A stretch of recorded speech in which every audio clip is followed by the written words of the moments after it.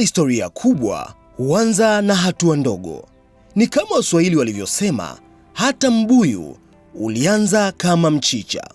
Mnamo mwaka 1988, waumini wachache walikusanyika chini ya mti mdogo wa mkorosho kwa sala na ibada. Kiufupi ni kwamba waumini hawa hawakuwa na jengo la kanisa, bali walikuwa na kitu muhimu zaidi: imani, matumaini na moyo wa kumtumikia Mwenyezi Mungu. Kadri muda ulivyozidi kusogea, jumuiya hii iliendelea kukua, na ilipofika mwaka 1990, ibada zikahamia katika darasa moja la shule ya msingi Mbande. Miaka minne baadaye, waumini wakahamia katika kigango kilichokuwepo katika eneo ambalo leo hii linasimama kama kanisa la parokia. Hatimaye, waumini hawa wakakusanya nguvu na kuanza kujenga nyumba ya Mungu kuanzia hatua ya kwanza. Ilipofika mwaka 1995, Jimbo Kuu la Dar es Salaam lilinunua eneo la kanisa, hatua iliyofungua milango ya maendeleo makubwa ya baadaye. Baada ya miaka mingi ya kujitoa na mshikamano, nyumba ya mapadri ilijengwa na safari ya kuelekea kujitegemea ikazidi kuimarika. Mwaka 2015, Mbande ikatangazwa rasmi kuwa parokia teule. Na hatimaye, tarehe 1 mwezi Mei mwaka 2016, ndoto ya miaka mingi ikatimia, ambapo Mbande ilitangazwa kuwa parokia kamili. Leo hii, parokia ya Mtakatifu Yakobo Mkuu Mtume Mbande ni ushuhuda wa neema ya Mungu. Parokia hii imejenga kanisa jipya, shule ya awali, nyumba za watumishi, imeanzisha miradi ya maendeleo, imepanua huduma kupitia vigango na vituo vya sala, na hata kupelekea kuzaliwa kwa parokia ya Msongola. Miaka 38 ya safari ya imani na miaka 10 ya parokia kamili ni ushuhuda ya kwamba pale ambapo kuna imani, umoja na kujitoa, Mungu hutenda makuu. Hii ndiyo parokia ya Mtakatifu Yakobo Mkuu Mtume Mbande. Historia ya watu walioanza na kidogo, lakini kwa neema ya Mungu wakaandika simulizi kubwa ya imani kwa vizazi vya leo na vijavyo.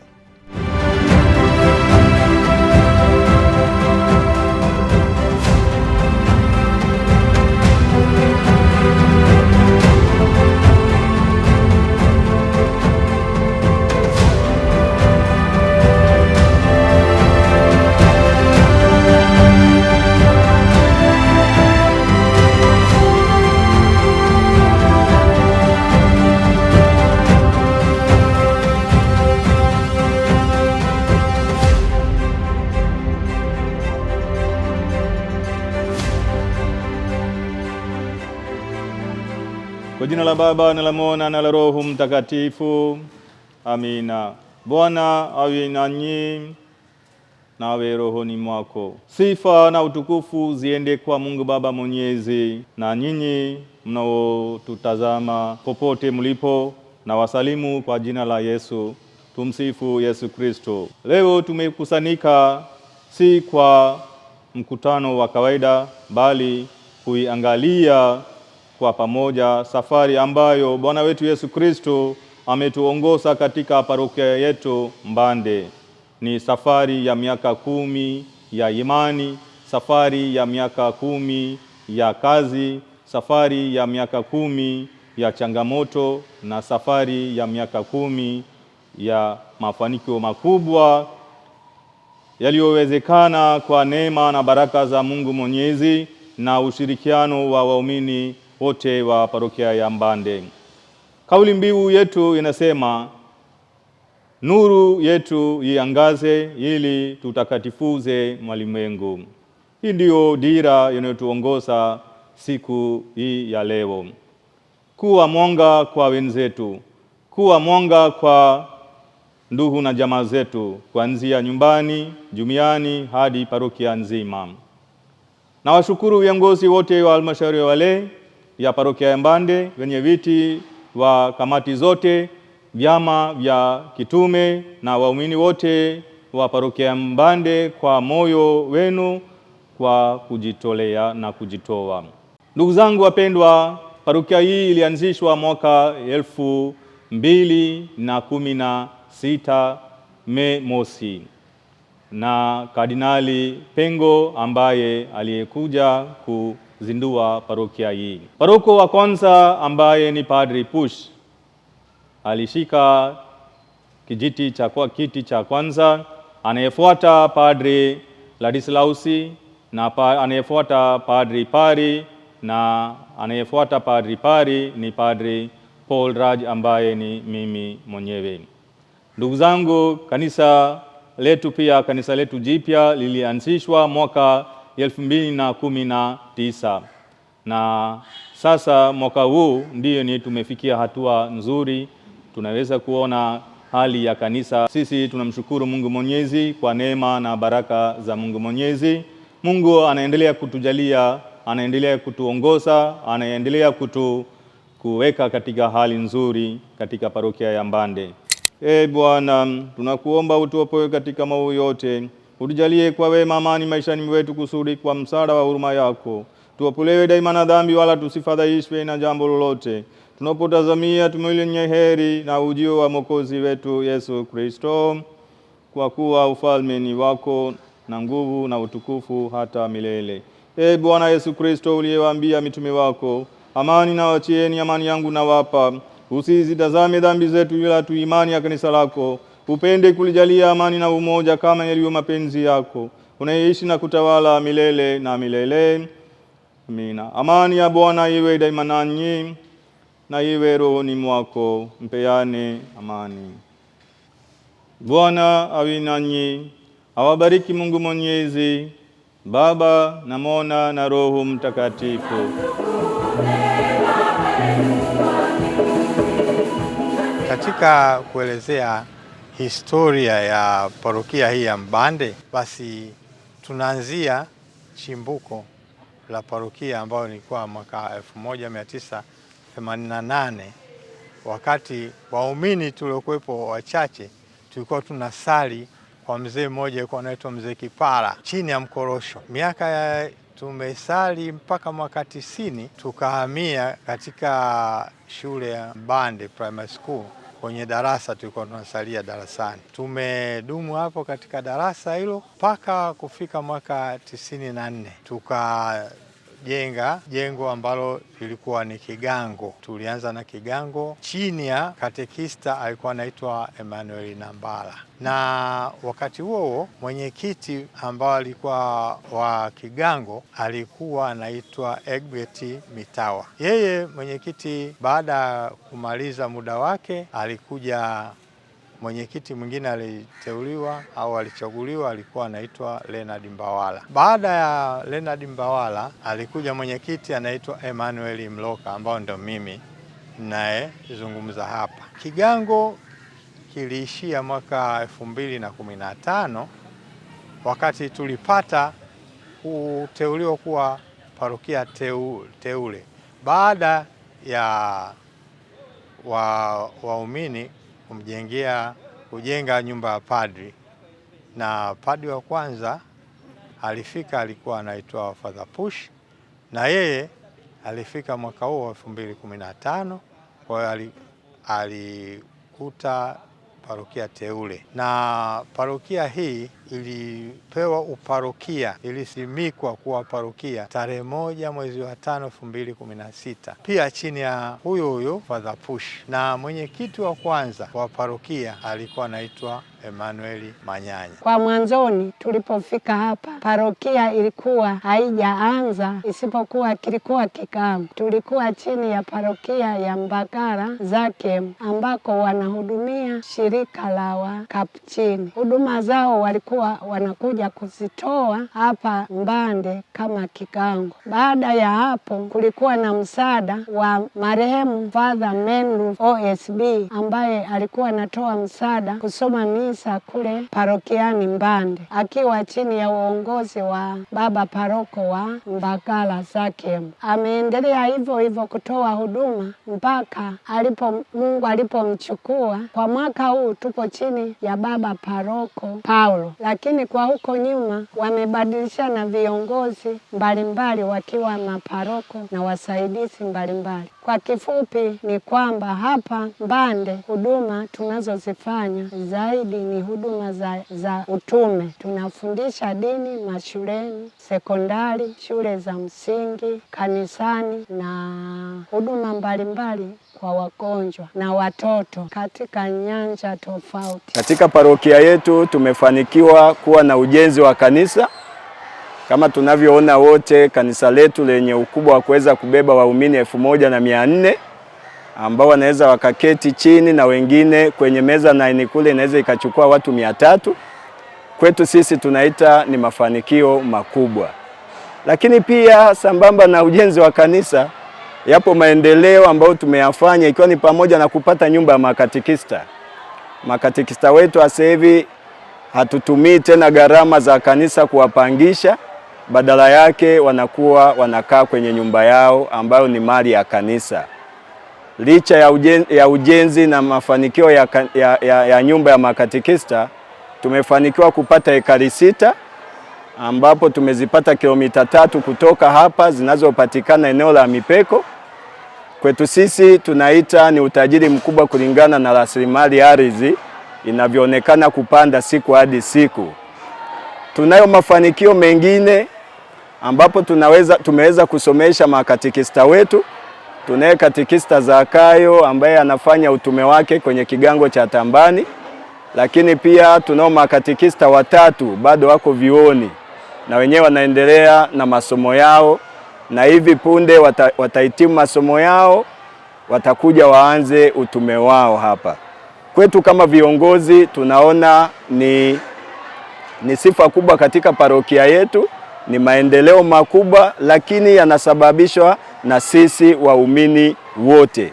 Tuna kila namna ya kujivunia na kuona kwamba haya yote tumeyafanya chini ya uongozi wa baba paroko Father Paul Raji na msaidizi wake Father Joseph Davidu, ambao kwetu wamekuwa ni msaada mkubwa katika kutuunganisha. Tutoe rai kwa waumini wote tunapoenda kusherehekea au tunavyosherehekea jubilei ya miaka 10 ya parokia yetu, tuendelee kushikamana, tushirikiane, tuendeshe hizi shughuli zote ambazo ziko katika utekelezaji na zingine ambazo zitakazobuniwa, ili kwa pamoja tuweze kufaidi matunda ya parokia yetu.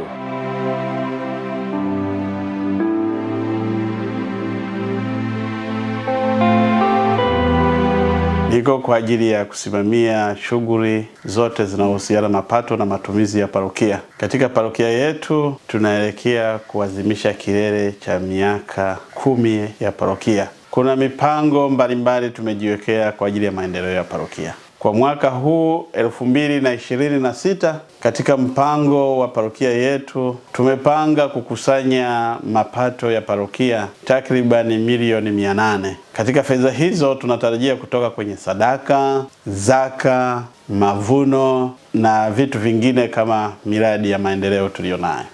Pia katika mapato haya tumetenga katika matumizi ya parokia tuweze kutumia angalau zaidi ya milioni 400, yakiwa ni uendeshaji wa parokia, ikiwemo ni katika ujenzi wa jengo jipya la parokia. Pia katika matumizi hayo tumejipangia tuweze kufanya marekebisho mbalimbali kama kujenga ukuta ndani ya uzio wa eneo la parokia, kufanya ukarabati katika jengo dogo la parokia ambayo ilikuwa ni kanisa tulikuwa tunasalia, kufanya marekebisho katika kituo chetu cha Mkombozi Wakala, na shule yetu ya nasari. Kwa hayo tunaweza kuwa tumekamilisha katika matumizi yetu ya parokia. Aidha, tunaendelea katika uendeshaji kwa ajili ya kuwasaidia maparoko, nyumba ya mababa kwa ajili ya utume wao. Katika parokia yetu tumejaribu kuweka mifumo mbalimbali katika kuweka uwazi na namna ya kupata mapato ya parokia, na tumeweka mifumo mbalimbali. Mifumo hii ni mfumo wa sadaka digital na mfumo wa QuickBook kwa ajili ya kuweka makusanyo yetu katika hali ya uwazi. Sadaka digital ni mfumo utakao kuwa tunachukua mapato yote tunakusanya kupitia mfumo huo, ambao waumini wote wa parokia watakuwa wamesajiliwa katika mfumo huo. Kila muumini akihitaji kulipa zaka, mavuno, atapitia katika mfumo wa sadaka digital. Baadaye mfumo wa kutunza fedha ambao utakuwa ni mfumo wa QuickBook. Huo ndio mfumo tunaotumia kwa ajili ya kuweka mahesabu na kureconcile na kuhakikisha katika mfumo wa sadaka digital na mfumo wa QuickBook vinaoana. Kwa tunakuwa tunafanyia uwiano. Kwa hiyo inatusaidia sana kucontrol mapato ya parokia na matumizi ya parokia. Ndugu zangu waumini, hayo machache kwa upande wa fedha. Hiyo ndio hali halisi ya parokia yetu mpaka hapa inapoadhimisha ndani ya miaka 10. Parokia ina maendeleo makubwa sana. Imetoka kwenye mfumo wa analog, sasa inafanya kazi kidijitali. Ni maono yetu kuwa tunakoendelea, misingi ambayo parokia imeshajiwekea katika kusimamia mapato na matumizi ya parokia, basi yanaenda katika hali ya uwazi na ukweli kwa ajili ya kuinua imani na mioyo ya waumini katika parokia yetu.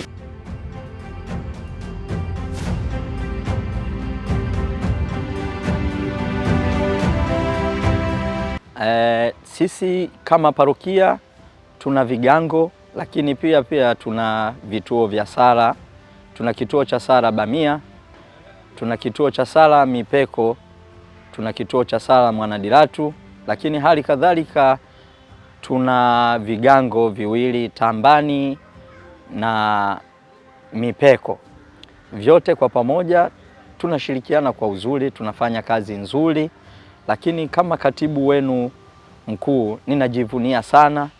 Nimeingia hapa katika utume wangu katika parokia ya Mbande nikipokea makatibu wengine wote waliokwisha pita hapo nyuma. Wamefanya kazi nzuri na mpaka sasa wananipa ushirikiano katika kuliendeleza jukumu hili la uongozi wa katibu. Na kiukweli tunapata maongozo mazuri kutoka kwa baba paroko na paroko msaidizi kama hairakia, lakini kama mtendaji mkuu wa halmashauri ya walei najivunia sana kuwa na viongozi tunaotenda kwa pamoja katika kuliendeleza kanisa. Umoja katika kanisa ndiyo nguzo kuu na namna ya kuweza kuifikia na kuendeleza kiroho, lakini pia kiuchumi katika parokia yetu. Kama mnavyoona tunapiga hatua iliyo kubwa. Ni jambo la kumshukuru Mungu sana kuwa kiongozi na waamini tukiwa pamoja katika kulitenda kanisa letu la Bwana. Lakini pia ninajivunia kuwa na ushirika mzuri wa kamati tendaji. Ninajivunia kuwa na waamini waaminifu, waamini wema kabisa wa parokia ya Mbande kwa namna ambavyo wanajitoa kwa Mungu kiroho, lakini pia kiuchumi katika kulijenga kanisa lake Bwana. Hii inanipa faraja na kuzidi kunipa nguvu kama kiongozi kuzidi kutenda na kuyaona kwamba maongozo ya kanisa ni mahali pazuri kwa malezi yetu sisi wenyewe na watoto wetu na vizazi vijavyo. Kwa sehemu kubwa ya kazi kama ya katibu ni kupokea na kutenda kwa wakati, hasa kusimamia zoezi zima la kanda zetu, jumuiya zetu, na kutoa taarifa sahihi na zinazoelekea kuanzia kwa kamati tendaji yote mpaka hairakia, lakini pia kupokea maagizo kutoka hairakia mpaka kuweza kuwafikia waamini. Ni maombi yangu sote kwa pamoja tushirikiane kama viongozi kuanzia ngazi ya parokia mpaka ngazi ya jumuiya ili tuweze kuwa na mafanikio mema na makubwa. Nawapenda sana, nawatakia utumwe mwema, nawatakia maisha yenye furaha tunavyoelekea kutimiza miaka 10 yetu ya parokia hii. Mungu awabariki sana, tuwe na furaha, tusherekee mema na matakatifu haya yote yanayoonekana.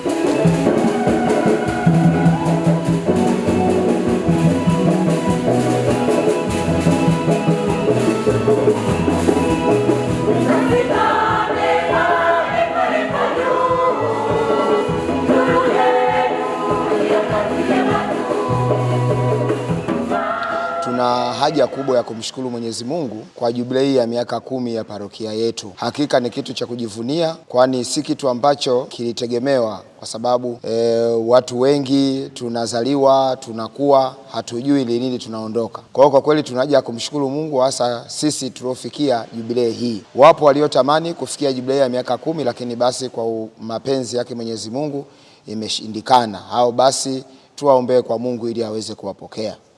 Katika kipindi cha miaka 10 ya parokia yetu ya Mbande, hasa katika upande wa chama cha kitume cha kwaya, kwa maana ya UKWAKATA, utume wa kwaya Katoliki Tanzania, tumepiga hatua kubwa sana, kwani toka hapo toka parokia teule tulikuwa na kwaya 5, sasa tumefikia kwaya 8 za parokia.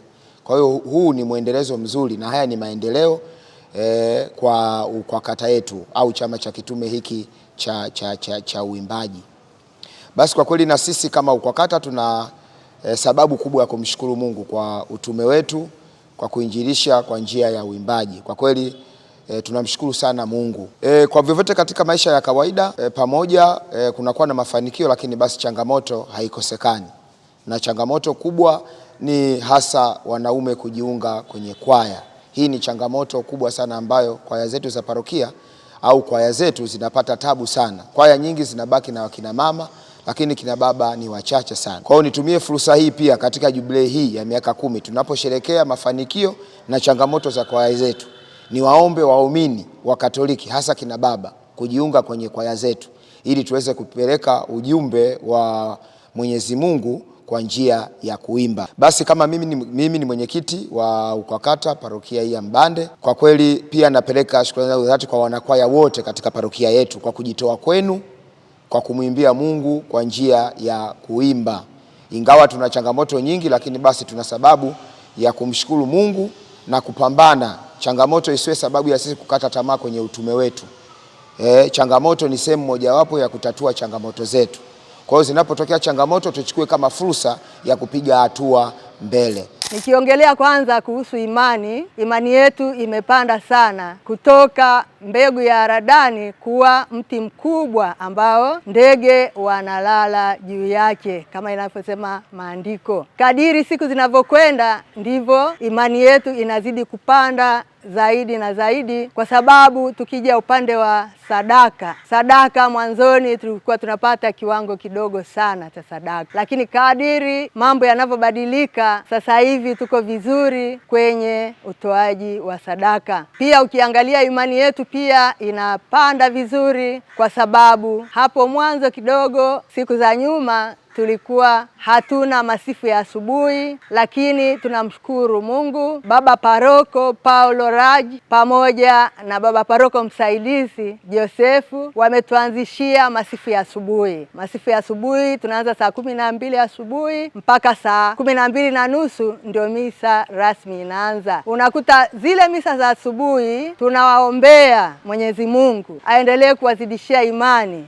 mababa zetu, baba paroko na msaidizi wake, pamoja na wenzetu waamini, kamati tendaji na kamati nyingine ndogo ndogo, ili tuendelee na imani hii na msimamo huu, mshikamano tuliokuwa nao, tuendeleze kanisa letu. Saa hizi tunajivuna, tunajenga gorofa letu ambalo tunajidai tunatimiza miaka 10. Tunategemea kufanya sherehe ya miaka 10 ya parokia yetu.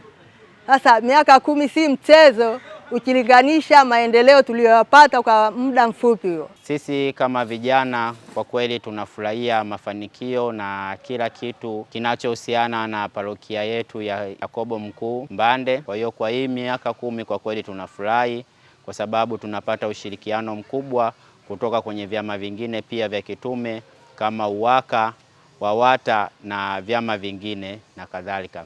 kuelekea jubilei ya miaka 10 ya parokia ya Mbande. Kama VIWAWA tukiwa chini ya paroko Pushparaj, tukiwa tunapokea parokia, tumeweza kufanya mengi mazuri na ambayo yaliweza kutuvutia kama vijana kujiunga. Tumeweza kufanya mengi mazuri, tumewakusanya vijana pamoja, tumeweza kushiriki makongamano ya jimbo, makongamano ya taifa na misa mbalimbali pamoja na semina. Sambamba na hayo, tunaendelea na michezo kama vijana na kuwakusanya vijana katika nyumba ya Mungu. Bado tunaendelea na ujenzi na kuchangia, na tuko kwenye upande wa kuweka talazo katika kanisa letu jipya. Hivyo kama mwenyekiti wa VIWAWA ni waombe wazazi na walezi kuwaleta vijana wote katika kanisa, kwa sababu vijana ndio kanisa la leo.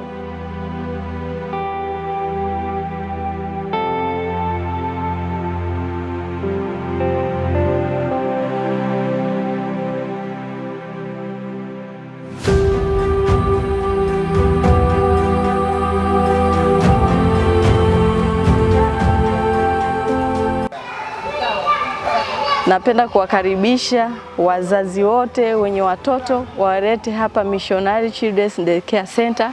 Ni shule iliyoanzishwa hapa kanisani parokia yetu ya Mbande. Watoto watapata maadili mazuri. Tunawakaribisha sana wazazi.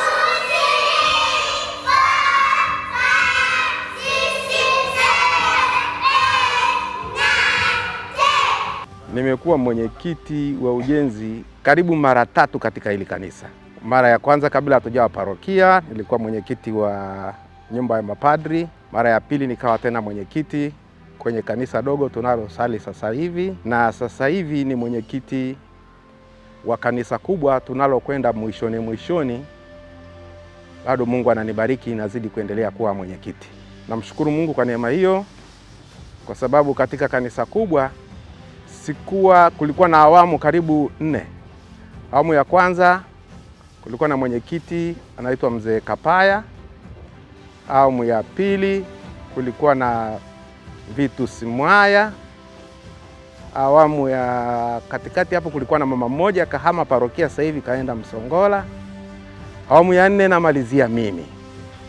Ndio tunaomba Mungu tuweze kulimalizia, na kwa namna tulivyoweka lengo, tunataka mpaka Christmas tuwe tumehamia kanisa jipya, tumemaliza ujenzi.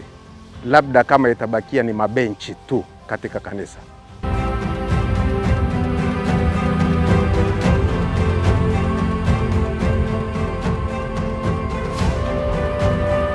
Awali ya yote nawashukuru sana ndugu zangu wote kwa kasi kubwa na ushirikiano wenu kulitumikia kanisa na Mungu. Kama paroko msaidizi wenu, nimefurahi sana kuona jinsi halmashauri ya walei, kamati mbalimbali na vyama ya kitume unavyoshirikiana kwa moyo mmoja. Ushirikiano wenu ni nguvu kubwa kwa parokia yetu. Leo tunaona mambo mengi mazuri katika parokia yetu. Tumeona historia yetu, mafanikio tuliyopata na mipango yetu ya maendeleo. Haya yote yanaonyesha kwa wazi kwamba Mungu yuko pamoja nasi na aendelee kubariki kazi zetu. Naomba tuendelee kushirikiana, kusaidiana na kuwa na moyo wa upendo. Kila mmoja wetu aendelee kuwa mwanga kwa mwenzake. Kama tunavyosema, nuru yetu